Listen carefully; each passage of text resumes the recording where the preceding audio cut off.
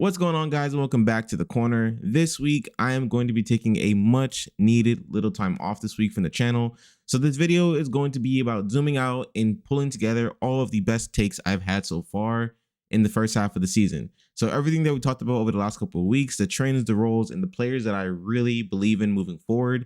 The names in this video are going to be must holds. Even if the matchup information and some of the information may be a little bit inaccurate or a little outdated, the names are still solid names to hold right now. If you've been finding these videos helpful on the channel, please make sure to subscribe. It helps out a lot. Currently, about 70% of you guys who watch the videos are not subscribed. It helps push out this channel to a lot more people. And like always, if you guys have any questions at all, please drop them down in the comment section below. I always read my comments and I try my best to get back to every single person. Merry Christmas and happy holidays. Let's get into the video. This is not the first time I've talked about Keldon Johnson this season, and it probably won't be the last, because every single time we think his role is just about the strength, he just keeps on producing. The Spurs, even when they're close to full health, they have shown that they are one of the most dominant teams in the NBA right now. And that's true even with Wemby is not on the floor. Johnson has quietly been a massive part of that success over the last month. Since November 16th, Keldon Johnson has not had a single game under 10 points. And over the past 2 weeks, he's averaging right around 28 fantasy points per night. That's not flashy, but it is incredibly valuable for fantasy managers, especially during the stretch of the season where consistency matters more than upside alone. The Spurs are currently sitting at 17-7, fighting near the top of the West, and Johnson has locked himself into a reliable role in that rotation. What really blows my mind is that he's still only rostered in 17% of leagues right now, and that number is actually dropping heading into the weekend. A lot of that is because Stephon Castle has finally returned from his injury as well. But here's the key point. Johnson's production did not fall off when Castle came back from his injury. His minutes stayed solid, his usage stayed steady, and the Spurs clearly trust him at this point of his career. This is the kind of player that you want on your roster during a stable stretch of the season. He is reliable, proven, and still wildly overlooked. If he's available, I will go grab him right now. Next, we have Jay Huff, and he has been playing really well over the past couple of weeks for the Pacers. And this is something I actually called a couple of weeks ago. I said that as the season went on, Huff was going to start seeing more minutes and more opportunity. And that's exactly what we're seeing right now. The Pacers gave both Isaiah Jackson and Huff a real chance to win the starting center role, and Huff has clearly taken advantage of it. At this point, it looks like he's starting to separate himself from Isaiah Jackson and getting a more consistent run at the starting minutes, even pushing into starter level minutes every single night over Isaiah Jackson. He's been efficient, he's doing all the little things in the court, and the coaching staff seems to be way more comfortable with him on the floor right now. That being said, this is going to be a low priority ad for this week specifically. The Pacers only have 2 games this week, and the first one doesn't even tip off until Thursday night. So you're not getting immediate volume from Jay Huff this week, but if you're in a deeper league or planning ahead, or you're just dominating your league and you just want to get the best players available, Huff is absolutely a name you should be watching right now. The trend is real and the role looks like it's going to stick. Next up, we have Najee Marshall.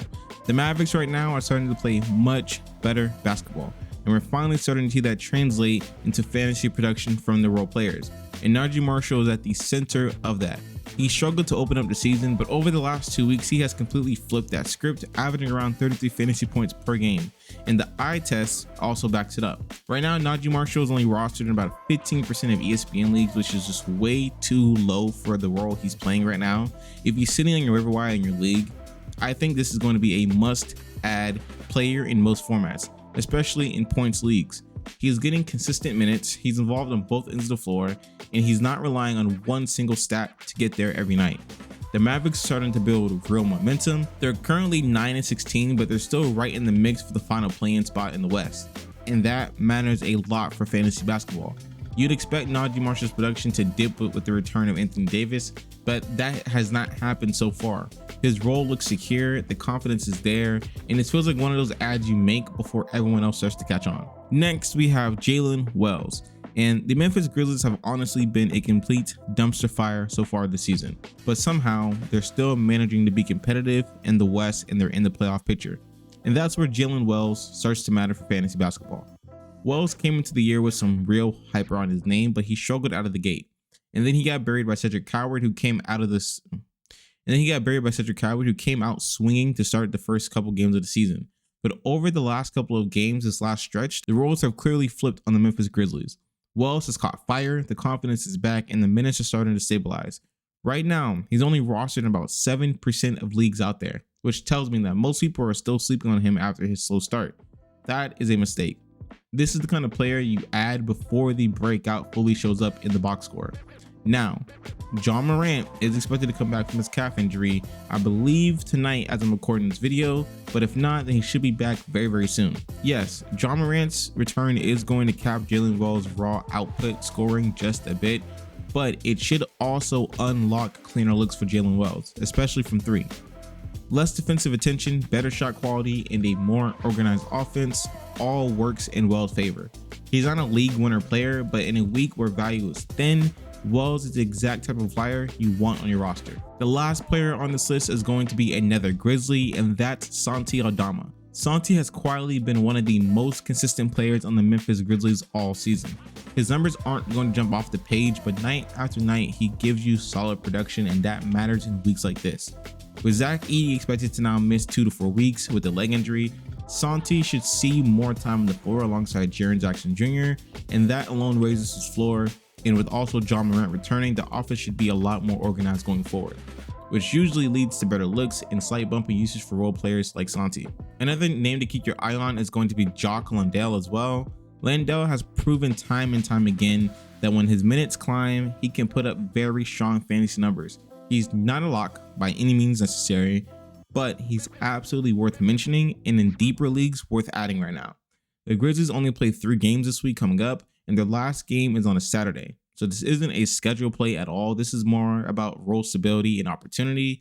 And Santi checks both boxes right now, and so does Jock Landale. First up on this list, we have Kevin Porter Jr. And honestly, this should not be a surprise at this point. If you've been watching the videos on this channel, I've been calling it out for the past 2 weeks. KPJ is officially back from his 2-month absence, and he picked up exactly where he left off in game 1. With high usage, high efficiency, and he looked like a legit offensive engine the moment he touched the floor.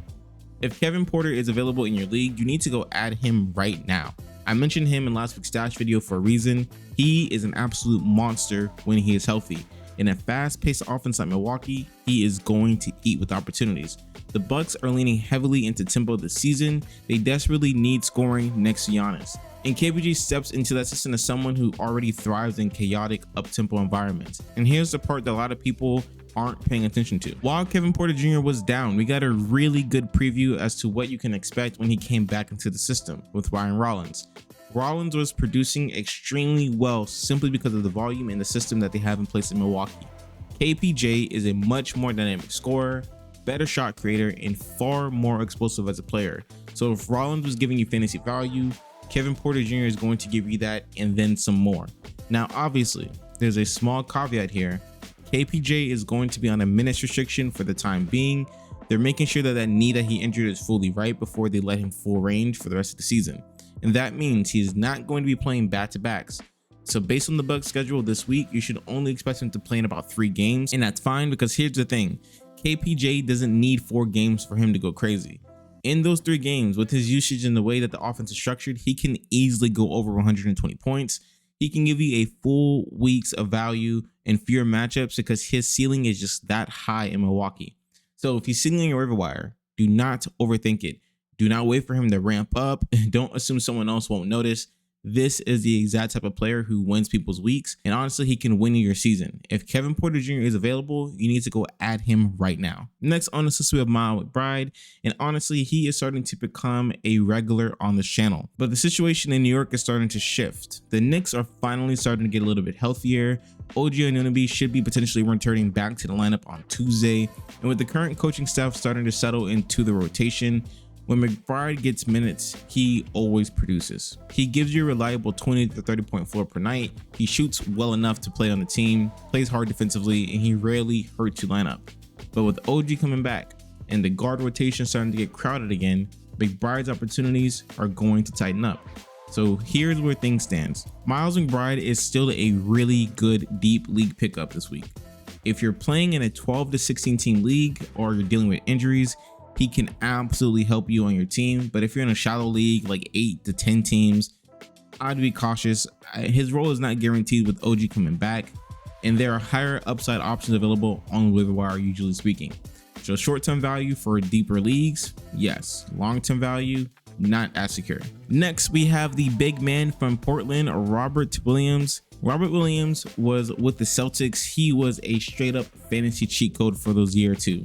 He had elite rebounding, elite blocks, elite efficiency, and he was one of those guys who didn't need a ton of touches to completely swing a matchup.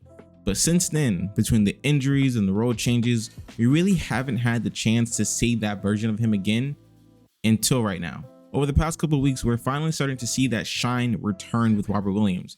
Even in a limited role, the Blazers aren't giving him big minutes at all. He's been hovering around 18 minutes per night recently, and that's on the more generous end. But here's the key. Even in that small window, he is impacting games massively.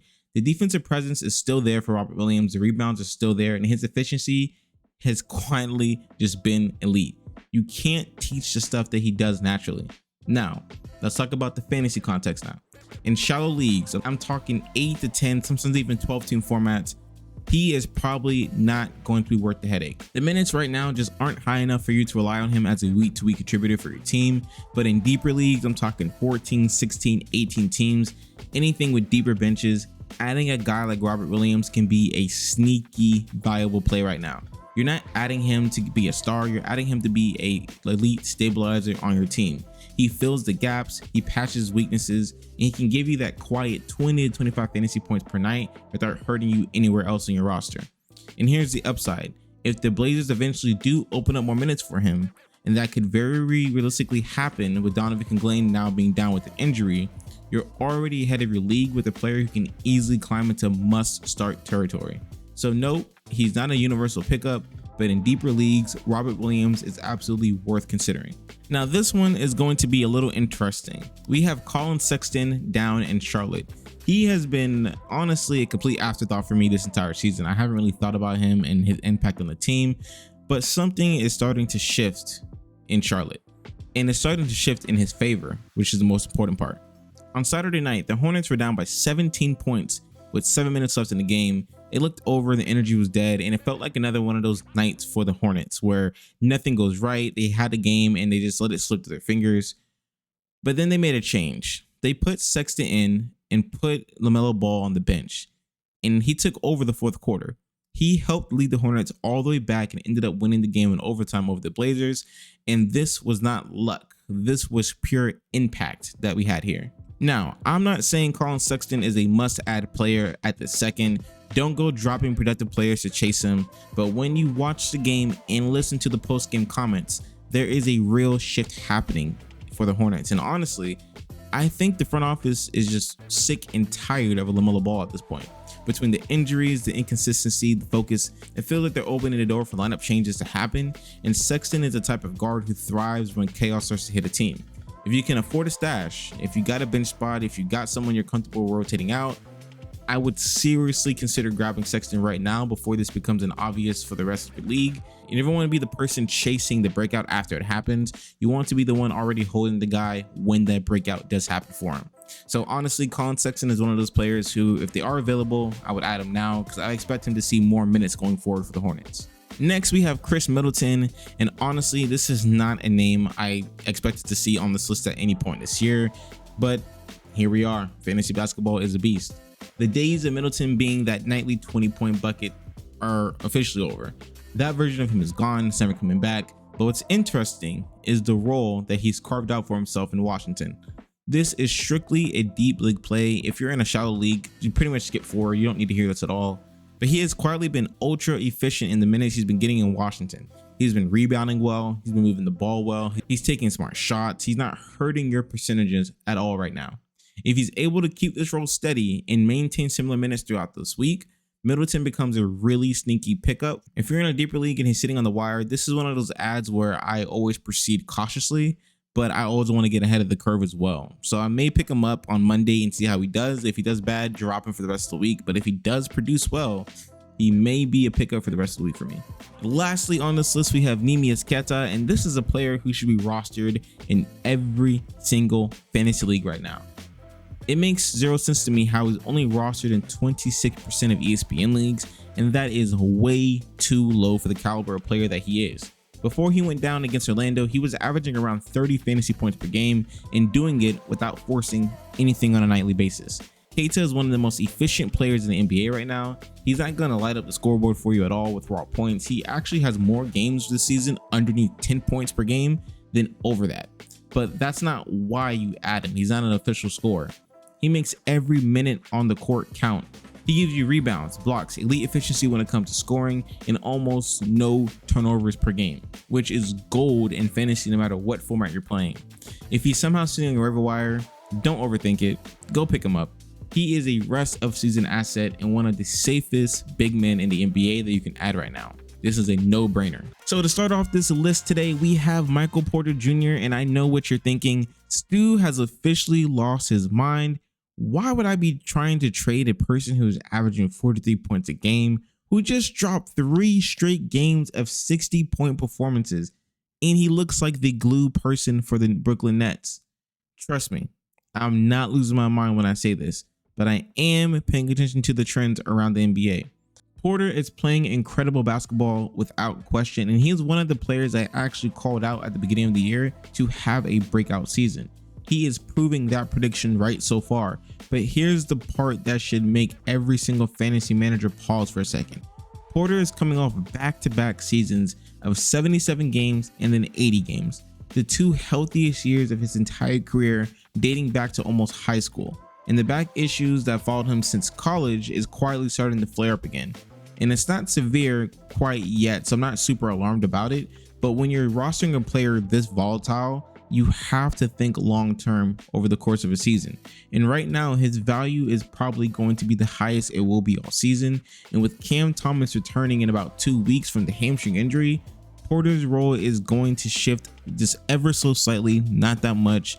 That makes this the perfect sell high window on Porter Jr. if you want to turn him into 2 reliable, safer assets. Looking at his numbers, he is scoring almost 8 more points per game this season than last year. Exactly what you expect from being a number 1 option on a lesser team, but here's the flip side of that equation. There is a world where you do hold Porter, and it's not a bad idea. And honestly, there are 2 reasons why I think that is so tempting. First, if the Nets start winning games and they stay competitive, his role might actually stabilize. And second, and this is the bigger one of these 2 options, the Nets have probably the most insane fantasy playoff schedule out of every team. The Nets play 4 games in week 20, 4 games in week 21, and 4 games in week 22.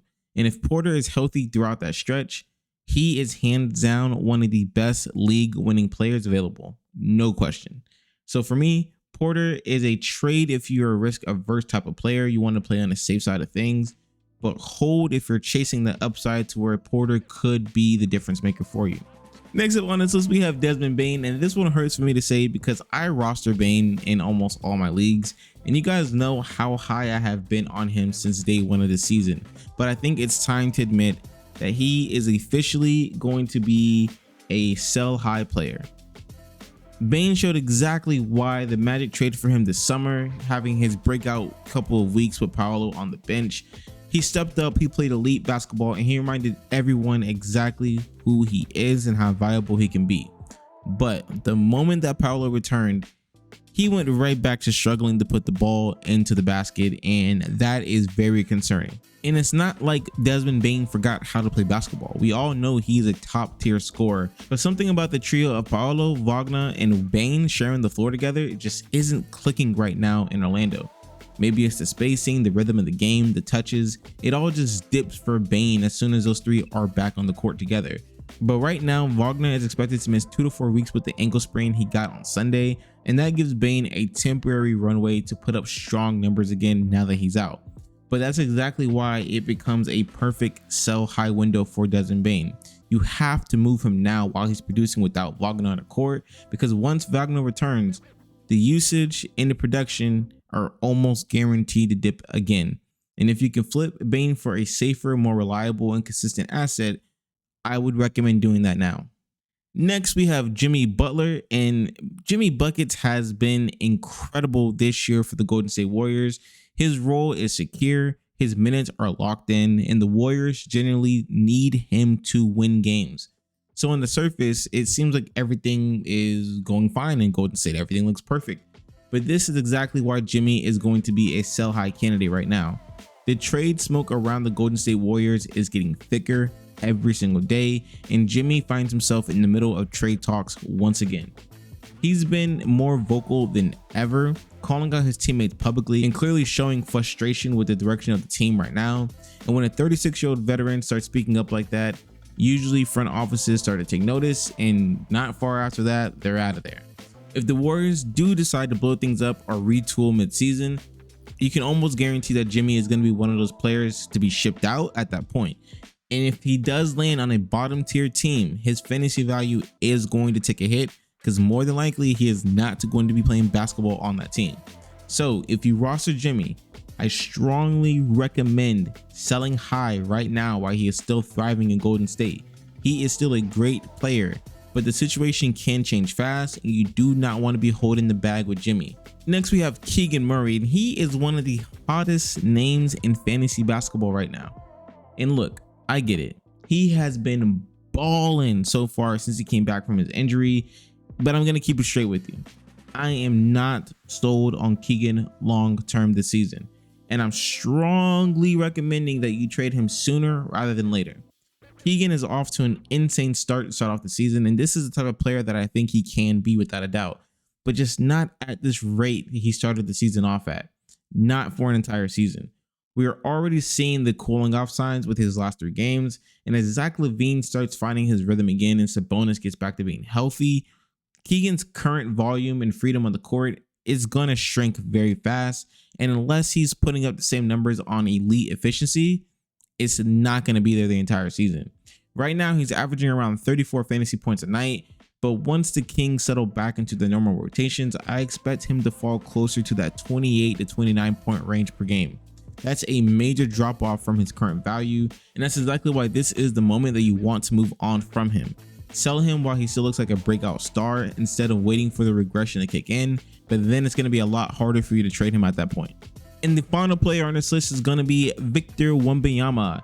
And look, this one might sting a little because I genuinely think that he is going to be the face of the league a lot sooner rather than later. The talent in Wemby is absolutely unreal. The upside is flat out generational, and we've all have seen the flashes throughout the last 2 years. But from a fantasy standpoint, right now, he is an absolutely sell high candidate.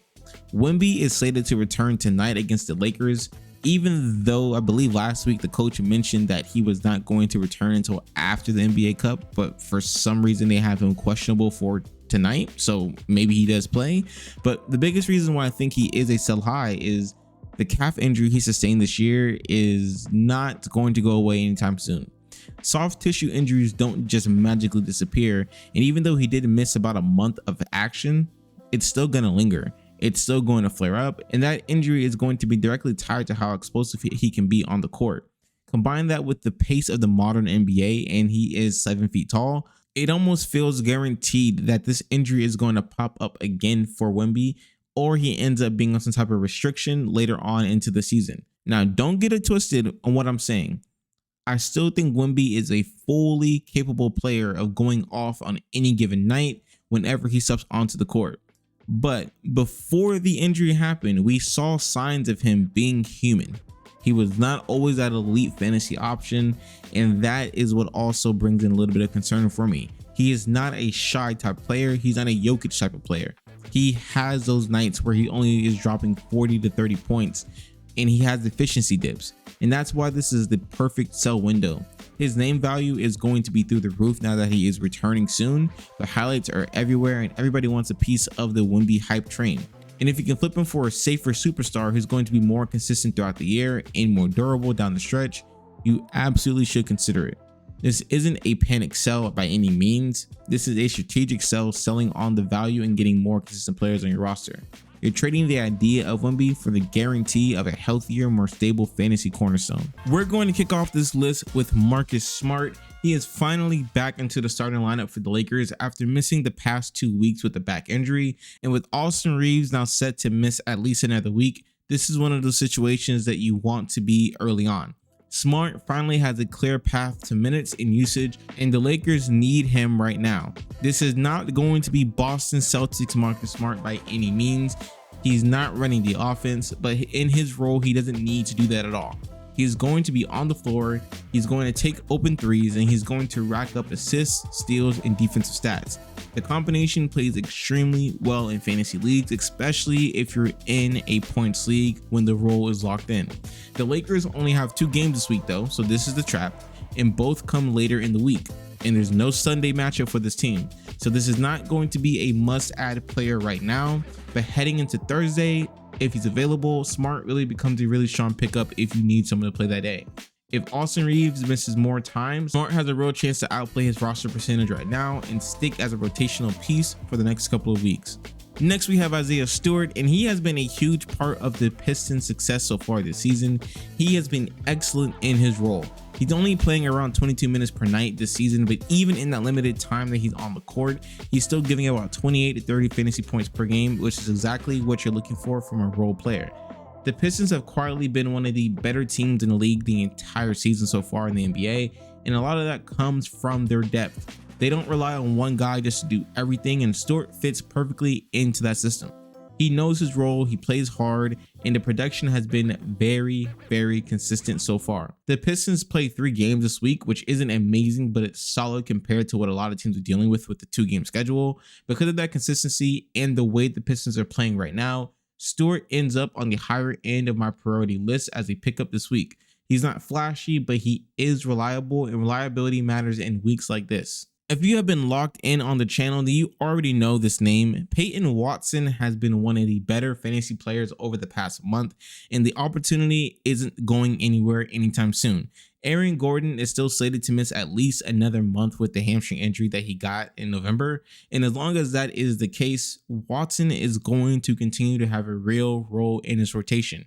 He's doing exactly what you want from a waiver pickup, playing solid minutes, contributing across multiple categories, and not hurting your lineup. This isn't a fluky 1-week run either. The production has been consistent, and the Nuggets clearly trust him right now in that role.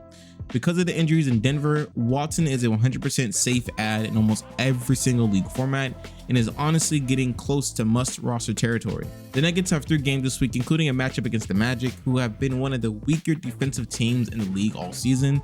As long as Gordon is out, Peyton Watson should be on your roster. Jamal Sheed is going to be 100% my priority add this week. Last week, he got an extended look with the starting minutes with Emmanuel quickly out with the cold, and he absolutely took advantage of that opportunity. He looked comfortable in the rotation, played with confidence, and showed that he can contribute when given a real run. Now, Quickly is back in a starting lineup, which means that Sheed is moving back to the bench role, but this is still a week where he matters a lot. The role in Toronto is starting to grow. The trust is clearly there from the coaches. This is the most important part. The schedule is doing him a huge favor in week 9. There's 4 games this week, and volume alone gives him value in a slate where a lot of teams are barely playing. In weeks like this, having players with more games can swing your matchups. If Sheed can give you around 20 fantasy points per night, that adds up over 4 games, and yes, I understand that's not flashy, it's not a big number, but he is a smart add, and he's exactly the type of player that can quietly help you win your week this week. Next, we have Jalen Tyson, and he has quietly been one of the biggest breakout stars in NBA fantasy this year, especially for the Cavs all season. And that trend has not slowed down at all, even after the slight injury that he had. I honestly thought once Garland came back into the rotation that we'd see Jalen Tyson's role dip just a bit, with fewer shots, fewer minutes, or something along those lines, but that has just not been the case so far this season. If anything, Tyson has proven even more that he belongs in this rotation and should be rostered in pretty much every single league format moving forward. Right now, Tyson is only rostered in about 23% of leagues on ESPN Fantasy, and that number is way too low for the kind of production and consistency that he is giving you night in and night out. This is a move I really like if you're looking to add depth to your roster or lock in another steady contributor who isn't killing you in any category. The one downside this week is the schedule for the Cavs. The Cavs only played 2 games, so he's not a great flyer if you're trying to maximize games played or make up ground in a close matchup. But from a talent standpoint and from a role standpoint, Tyson is absolutely a player that you want on your roster moving forward. Just maybe not someone you're prioritizing as a streamer this week, since we are still dealing with the weird NBA Cup schedule. Now, let's move on to players that I think should be drops at this point of the season. And we have to talk about Jaren Jackson Jr. JJJ has been flat out abysmal so far this season, and yes, I mentioned this a couple of weeks ago when I said this might be tied to the coaching change in Memphis that happened at the end of last year. At this point, I think that concern is fully justified and flat out proven at this point. There is no real trade market for JJJ, so unless you're trying to sneak him into a 2-for-1 deal, and even then, that is going to be very tough to pull off.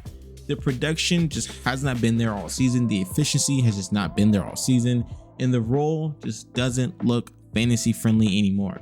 This isn't just a slow stretch, this feels like a season-long issue that we're gonna be dealing with JJJ all year. In shallow leagues, you cannot afford to hold this player. You have to drop him and pivot. In deeper leagues, you should be actively sending out trade offers trying to get rid of him and seeing if you can get anything back before his value drops even further. Holding and hoping at this point is just burning a roster spot, and he will cost you games. Next, we have DeAndre Hunter, and I honestly believe that DeAndre Hunter is a drop in all formats, shallow or deep. There's really no way around it at all at this point. Back in the second half of November, it looked like Hunter was finally finding his footing and starting to get the stride with the Cavaliers, and he was starting to carve out a real consistent role as a contributor on this team. Since then, that window has closed. Since that brief stretch, the production has completely fallen off a cliff. Over the past 2 weeks, Hunter is averaging just 12 fantasy points per night. And that's simply just not usable in any format. Those are the kind of numbers that quietly tank your matchup every single week while you're hoping for a bounce back that will never come. There are much better options sitting out on the waiver wire right now, players with clearer roles, higher upside, and just flat out better schedules. Holding on to Hunter at this point is just burning a roster spot. You should cut bait, move on, and take advantage of the wire. And to finish off this list, we have another Cavalier, and trust me guys, I'm not trying to pick on the Cavaliers at all, but they have a lot of issues that's going on with this team. Jared Allen started off this season absolutely on fire, but over the last stretch, he's cooled off significantly, and I don't think that's a coincidence or him being tired. A lot of this comes down to his health. Earlier in the season, he broke the ring finger on his left hand, and now he's dealing with a strain on his right hand. When you're a big whose game relies heavily on touching the ball, finishing around the rim, and rebounding, that combination does matter a lot for you. I don't think this season is going to be a lost cause by any means for Allen, and I'm not saying that Allen is all of a sudden washed or that he can't play basketball anymore. But right now, I'm saying that the injuries are clearly adding up, and the production dip reflects that every single night. And because of that, he is firmly on my radar. I'm not saying it's time to trade him or drop him just yet, but he is on my radar as a trade candidate in deeper leagues if you can still get value for him. And in shallow leagues, he's getting close to drop territory if you need to stay competitive week to week. This is more about timing, because if you wait too long, his value is going to completely disappear. So that is my list of players you should be adding right now and moving on from this week. We're finally starting to get back to some normalcy around the NBA schedule, but let's be real, with this many teams still playing only 2 games, one bad decision can swing your entire matchup, and this is the part of the season where staying active separates contenders from everyone else in the league. If you found this video helpful, click the video that's on your screen right now. I break down the best players you need to add today before your league catches on. Thanks for stopping by the corner. I'll see you in the next one. Peace.